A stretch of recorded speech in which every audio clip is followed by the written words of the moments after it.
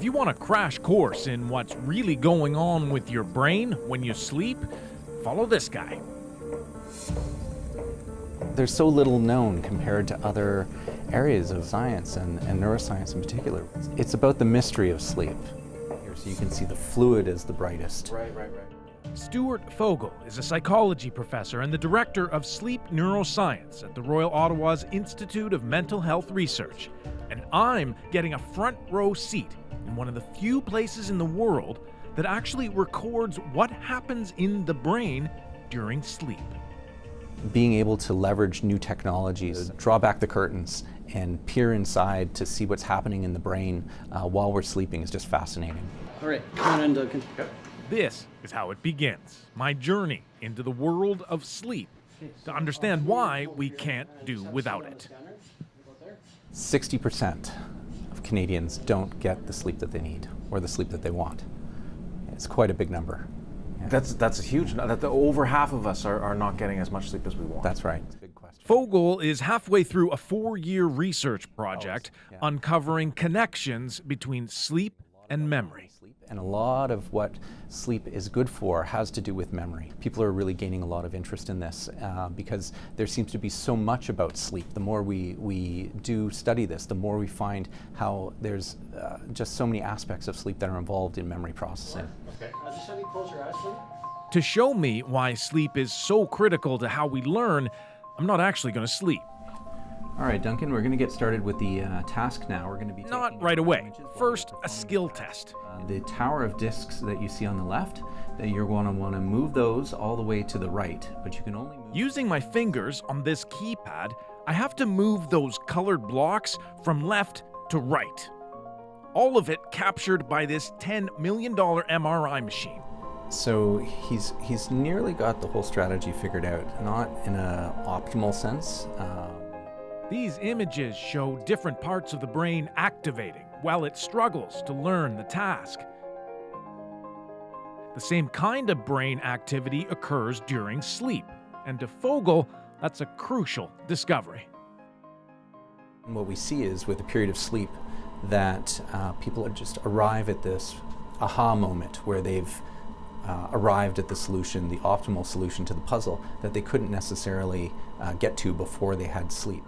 That's it. You're all done. All right. It's a motor skill thing too. The third finger is like, come on. Work. So does that mean the more sleep you get, the better your memory? Well, to a point, and as Fogel has learned, up to a certain age.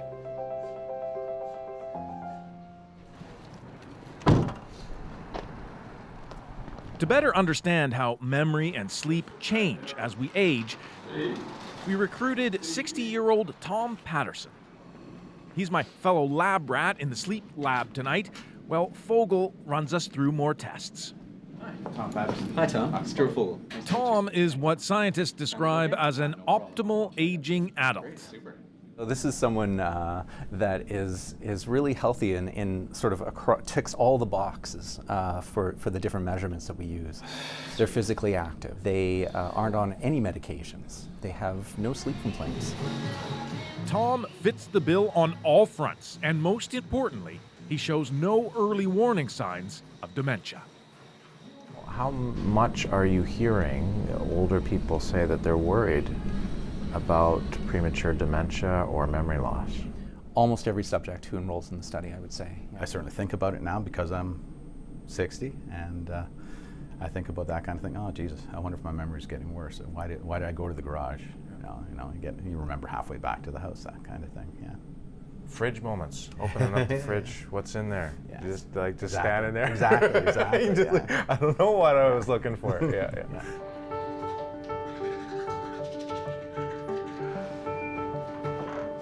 They pick up the electrical activity that's just naturally going on in your brain. Then, time to get wired up. These electrodes will document our brainwaves throughout the night. What time do you normally go to bed? We've also enlisted 23-year-old doctoral student Nick Vanderberg to show how differently a young brain deals with memory and sleep. When you see the green cross, that means to practice. So 4-1-3-2-4, 4-1-3-2-4, as quickly and as accurately as possible. Okay, time for another motor skills test. and it ain't easy.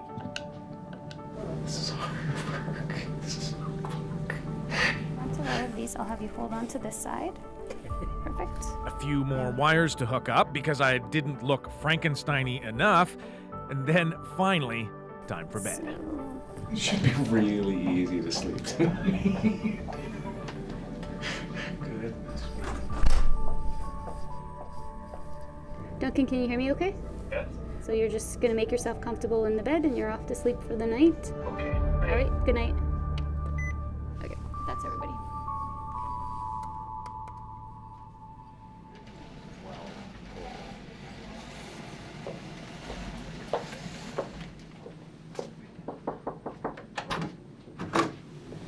Good morning.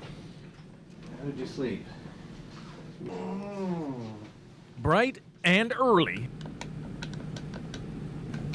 we get another go at finger tapping to see if we learned anything as we slept.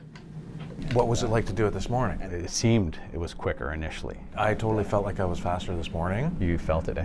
Oh, I Yeah. could feel it the first couple of goes, but then it started to slow down. And I think it had more to, it felt to me like it was just because it was morning. I was like, oh, brain not working. But coffee I could, first, yeah. yeah, needed coffee. Before we find out if we were, in fact, any faster, All right, Duncan. So we're going to go through the results of your test, your overnight recording. Stuart Fogel takes a moment to decipher my brainwaves. He's looking for something called sleep spindles. Spindles are evidence our brain is shifting tasks we learn every day from short-term memory to long-term. What we can see here, now that you're fully asleep, is some nice sleep spindles, these bursts of activity, very large amplitude, nice long duration sleep spindle there.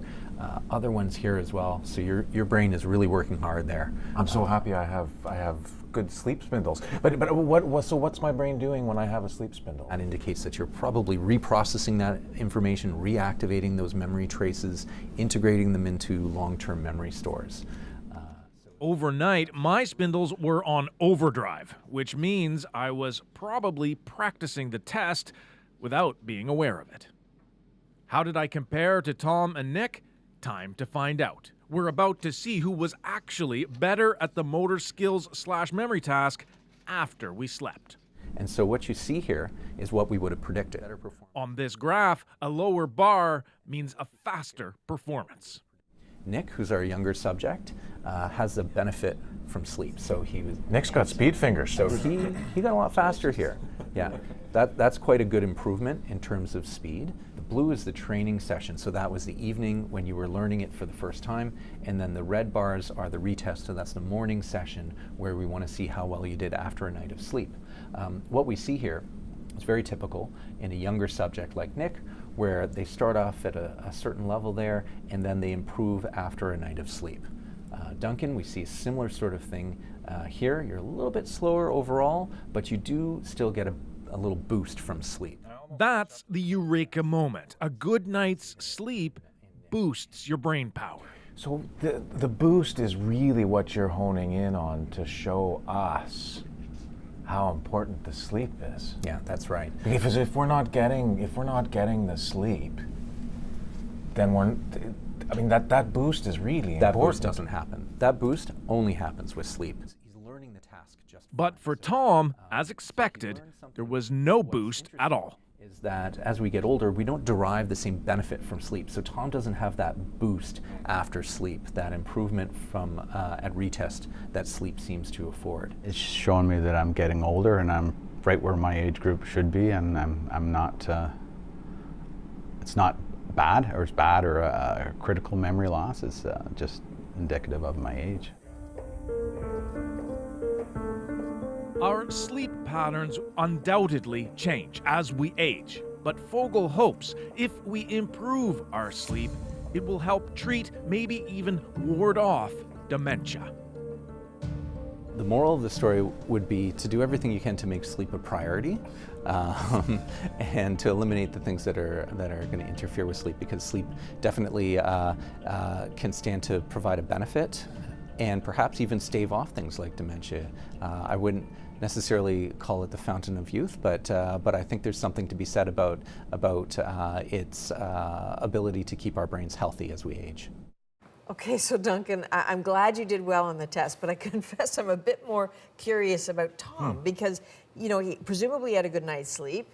He's healthy, and yet there was sort of a flat line on the memory. What are we to take from that? Yeah, and Tom is the best case scenario for an aging adult, which shows, you know, his low performance shows how much sleep impacts memory, and it sets a bar for people in terms of when that early memory loss starts, which will help scientists hopefully predict younger subjects when they might be at risk for something serious memory loss like dementia, and maybe sleep might be the way to help treat it. Okay, tomorrow we're looking at sleep apnea, right? Apnea. And apnea, that's when you stop actually breathing in the middle of the sleep. That can happen a couple times a night. It can happen hundreds of times a night.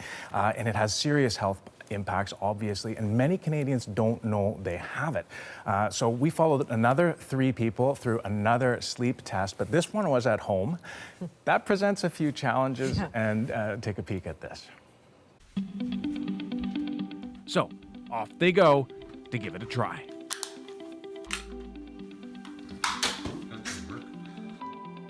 At home, it's tricky business getting the gizmos all set up, but everyone finally gets the hang of it.